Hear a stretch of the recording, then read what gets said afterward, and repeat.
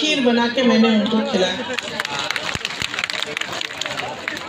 मैं अपने पिताजी के साथ गांव जाती थी, उनके पीछे पीछे, तो अपने ही संसदीय क्षेत्र में जब वो किसी के घर में किसी की आलोचना करना चाहे या किसी नेता से राजनीतिक दल से सवाल उठाना चाहे कि क्या किया है मेरे लिए, ऐसा काम आपने क्यों किया, तो आप आंदोलन नहीं कर सकते। खीर बना के मैंने उनको खिलाया। मैं अपने पिताजी के साथ गांव जाती थी, उनके पीछे पीछे, तो अपने ही संसदीय क्षेत्र में जब वो किसी के घर में देंगे, जब आप सड़क बनाएंगे, जब आप पानी लाएंगे, प्यार तो हम आपको बहुत करते हैं, आओ खाओ चाय पियो, लेकिन वो तब मिलेगा जब आप हमारा काम करेंगे। ये राजनीति थी एक जमाने की, और इस राजनीति का आधार किसने डाला? गुजरात के सबसे महान बेटे ने डाला, महात्मा गांधी जी ने।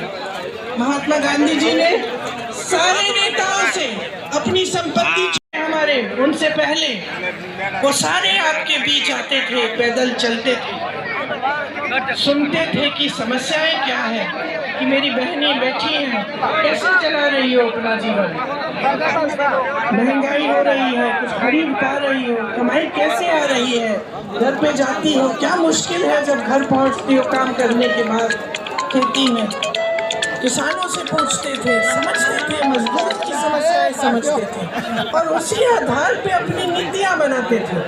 तो अगर कोई नीति बनती थी देश में, तो सिर्फ इस आधार पे बनती, जैसे अगर मजदूरों के लिए कोई नीति बनती तो मजदूरों से बातचीत करके बनती, किसानों के लिए कोई नीति बनती तो किसानों की समस्याओं को समझ के, उनकी मुश्किलों को देख के बनती। इसीलिए जो हमारी परंपरा है कांग्रेस पार्टी में, जो महात्मा गांधी, जिस परंपरा की नींव महात्मा गांधी जी ने डाली और जिस परंपरा के तहत हमारे सारे प्रधानमंत्रियों ने काम किया, वो परंपरा ये थी कि नीतियां आपके लिए बनी, जो आपकी सुविधा के लिए बनती है, जो आपको आगे बढ़ाने के लिए बनती है, वही नीति सही है।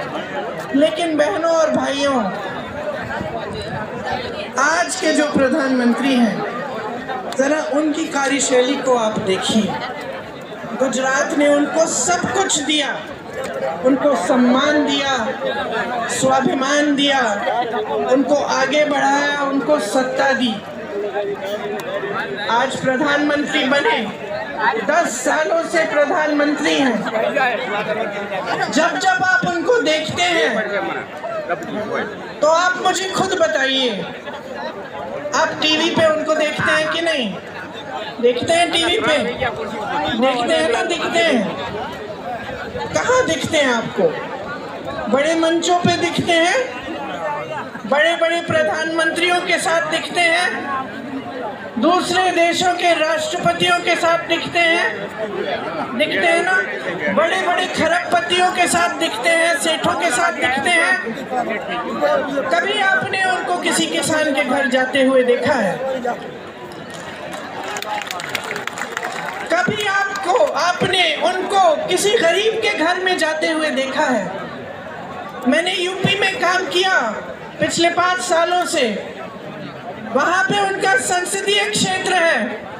उनके संसदीय क्षेत्र वाराणसी में भी प्रधानमंत्री जी किसी एक गरीब के घर नहीं गए हैं। कभी नहीं पूछा है इन 10 सालों में कि भाई तुम कैसे हो। किसानों के लिए नीति बनाते हैं, किसान आंदोलन करता है, लाखों किसान 4 किलोमीटर दूर उनके घर से बैठते हैं, आंदोलन करते हैं, महीनों के लिए उनकी बिजली काटी जाती है, पानी काटा जाता है, 600 शहीद होते हैं किसान, लेकिन वो 4 किलोमीटर दूर चल के हमारे प्रधानमंत्री उनसे मिलने के लिए नहीं आते।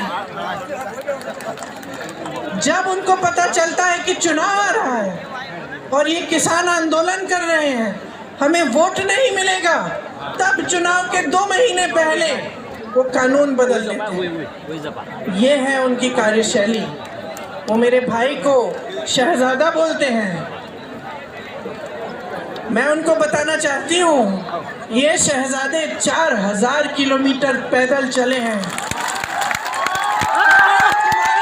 कश्मीर सुनने के लिए चले हैं। मेरी बहनों से मिले हैं, मेरे भाइयों से मिले हैं, किसानों से मिले हैं, मजदूरों से मिले हैं और सबसे प्यार से मिलकर पूछा है कि तुम्हारे दिल में क्या मुश्किलें हैं, तुम्हारे जीवन में क्या समस्याएं हैं, उनको हम हल कैसे कर सकते हैं। और एक तरफ आपके शहंशाह नरेंद्र मोदी जी महलों में रहते हैं। आपने कभी टीवी पे उनका चेहरा देखा है? एकदम साफ सुथरा सफेद कुर्ता, एक दाग नहीं है धूल का, एक बाल इधर से उधर नहीं हो रहा है। वो कैसे समझ पाएंगे आपकी मजदूरी, आपकी खेती? कैसे समझ पाएंगे? कैसे समझ पाएंगे कि आप किस दलदल में धंसे हुए हो? महंगाई से आप दब चुके हो, हर तरफ महंगाई। मेरी बहनें, मिट्टी के तेल का तेल आज कितने का है? सब्जी खरीदने जाती हो, मिलती है क्या? तुम भाव क्या है उसका? पेट्रोल डीजल का दाम क्या है? मेरे किसान भाइयों, किस तरह से गुजारा कर रहे हो? खेती के हर सामान पे जीएसटी है, हर सामान महंगा हो चुका है। मेरी बहनें, अगर कोई त्योहार होता है, कुछ खरीदना पड़ता है, नए कपड़े, बच्चों के लिए कोई वर्दी खरीदनी पड़ती है, फीस भरनी पड़ती है, कोई बीमार पड़ जाता है, इलाज करना पड़ता है, तो क्या हालत होती है आपकी? ये मोदी जी नहीं जान सकते, क्योंकि मोदी जी अब अपने महल में बंद हैं, सत्ता से घिरे हुए हैं। उनके आसपास जितने भी लोग हैं उनसे डरते हैं, उनको कोई कुछ कहता नहीं है, और अगर कोई आवाज उठा भी ले तो उस आवाज को दबाने की कोशिश होती है। आज उनको ये नहीं पता है कि आप कितनी समस्याओं से जूझ रहे हैं। आप देखिए, यहाँ राजपूत समाज की महिलाओं का कितना अपमान किया गया। मोदी जी ने क्या किया? क्या हटाया उस प्रत्याशी को? हटाया उस प्रत्याशी को? आपकी मांग क्या थी? आपकी मांग ये थी कि हटे, आपको अपमानित किया। मोदी जी ने सुनी आपकी बात, आपकी सुनवाई हुई। मैं आपसे वादा करती हूँ बहनों